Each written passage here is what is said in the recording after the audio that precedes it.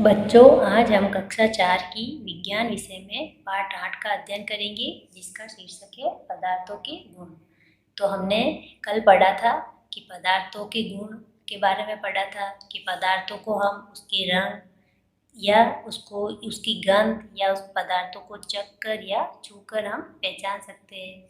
और पढ़ा था पदार्थों की अवस्थाओं के बारे में कि पदार्थ जो ठोस पदार्थ है वो द्रव में और द्रव पदार्थ है जो गैस में बदल जाता है।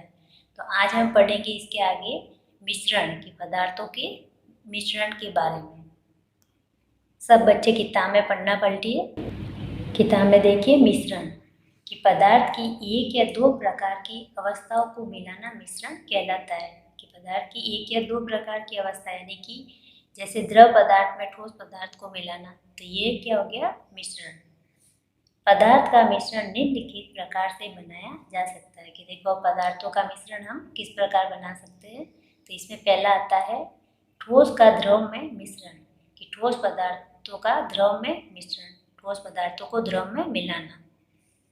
4 गिलासों को पानी से आधा भर लीजिए, अतः इनमें क्रमशः चीनी, नमक, रेत तथा चौक का पाउडर डालिए।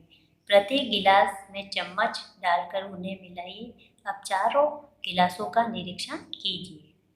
हम देखते हैं कि नमक तथा चीनी गिलास पे दिखाई नहीं दे रहे, जबकि रेत तथा चौक पाउडर जल में दिखाई दे रहे। ऐसा क्यों है?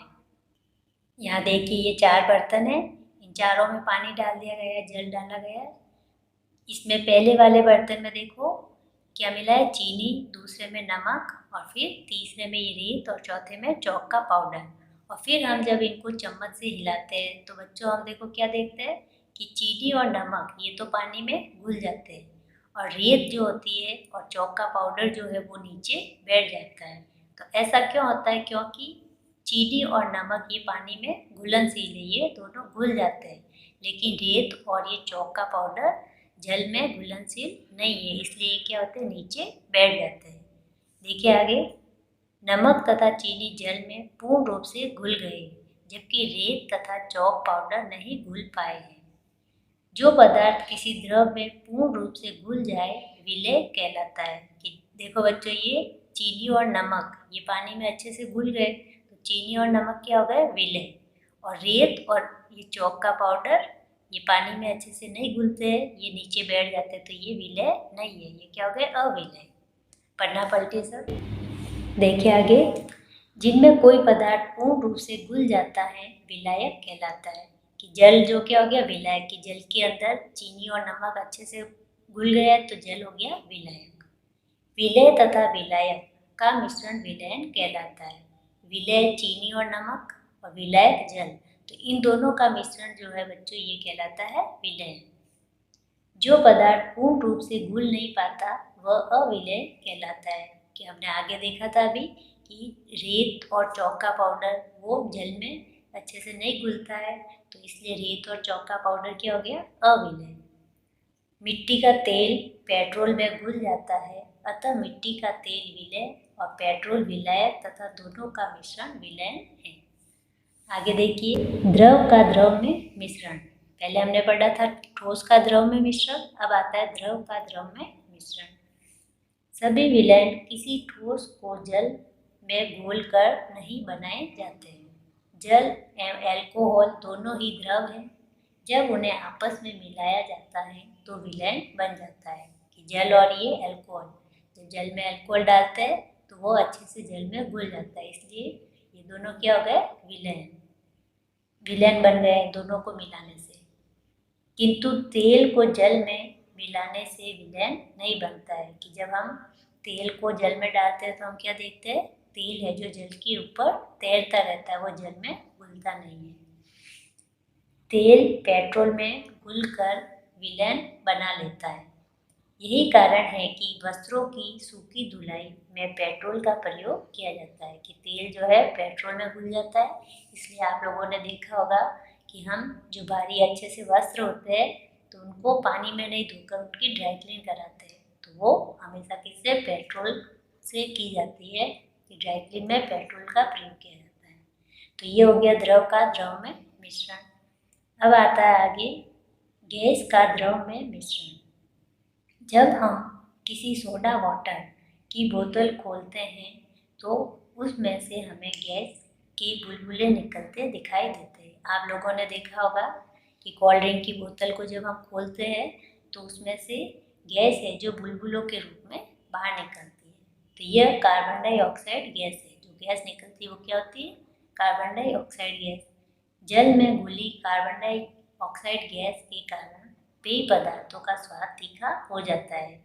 कि जब जल में ये कार्बन डाइऑक्साइड गैस घुल जाती है तो जो वो पदार्थ होता है उसका स्वाद कैसा हो जाता है? तीखा हो जाता है।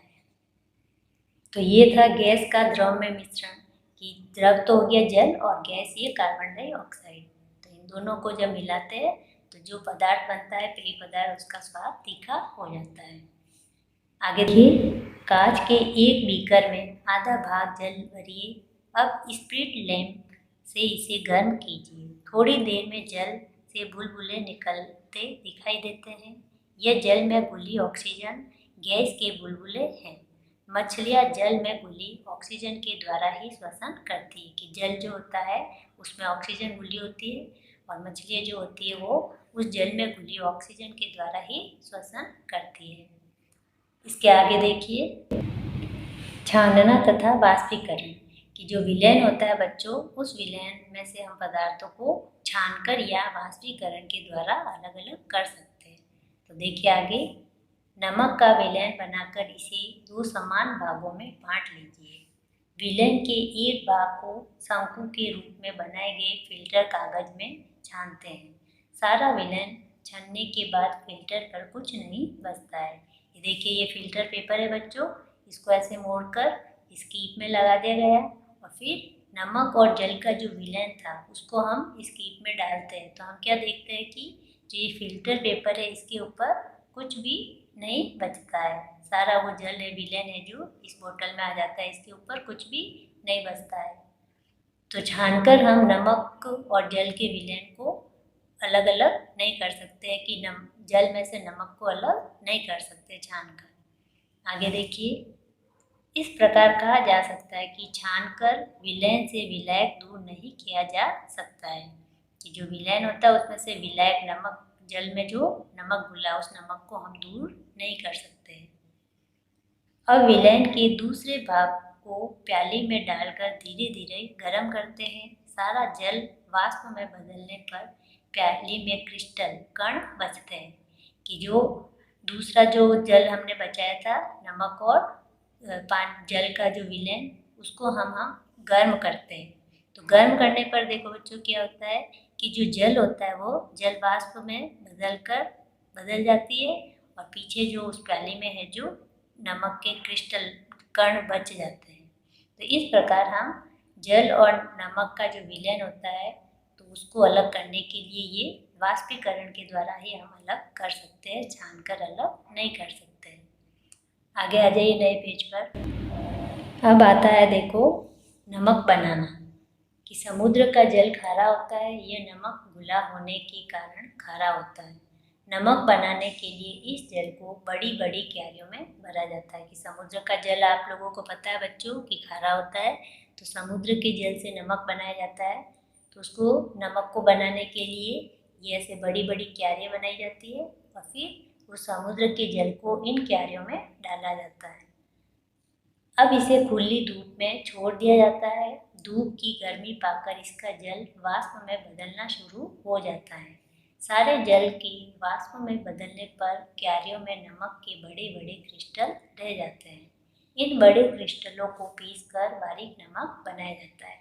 कि जब हम इन क्यारियों में समुद्र का जो जल डालते हैं तो क्या होता है कि कुछ दिनों बाद जो जल होता है वो जल वाष्प में बदल जाता है और ऊपर उठ जाता है और पीछे क्या बचता है इन क्यारियों में नमक के बड़े बड़े क्रिस्टल। और जो वो बड़े बड़े क्रिस्टल होते हैं फिर उनको बारीक पीसकर नमक बनाया जाता है। तो इस तरह समुद्र के जल से हम नमक बनाते हैं। आगे देखिए, सार तत्व। कि जो हमने इस पार्ट में पढ़ा है तो इसके सार तत्व है आपको याद करने हैं। वे विशेषताएं जिनसे हम किसी पदार्थ की पहचान कर सकते हैं उस पदार्थ के गुण कहलाते हैं।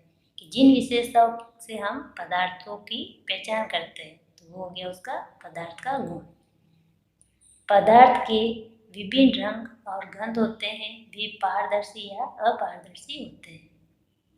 टूटने योग्य पदार्थ भंगुर होते हैं, जैसे कांच है तो उसको हम जब पीटते हैं तो उसके छोटे छोटे टुकड़े हो जाते हैं, तो वो क्या है, भंगुर। तथा फैलने वाले घातवर्धीय, लोहा है, तांबा, ये क्या है, घातवर्धीय, सोना चांदी, इनको जब हम पीटते हैं तो ये टूटते नहीं है, छोटे छोटे टुकड़े नहीं होते हैं, वो फैल जाते हैं और पतली चादर बन जाती है, तो ये होता है घातवर्धीय। ऊष्मा को आर पार जाने देने वाले पदार्थ ऊष्मा के सुचालक कहलाते हैं। हमने पढ़ा था लोहा और तांबा ऊष्मा के सुचालक है। उनके एक सिरे को हम जब गर्म करते हैं तो दूसरा सिरा अपने आप गर्म हो जाता है। आग पकड़ने वाले पदार्थ ज्वलनशील कहलाते हैं। घुले हुए ठोस को हम विलायक के वाष्पीकरण द्वारा अलग कर सकते हैं। कि जो आग पकड़ने वाले पदार्थ है, कपड़ा है, कागज है, तो ये क्या है, ज्वलनशील। और घुले हुए ठोस को हम विलायक के वाष्पीकरण के द्वारा अलग कर सकते हैं। तो आज हमारा ये पाठ यहीं पर समाप्त होता है। आप सब बच्चे वापस से इसको अच्छे से पढ़ेंगे और ये सार तत्व आपको याद करने हैं।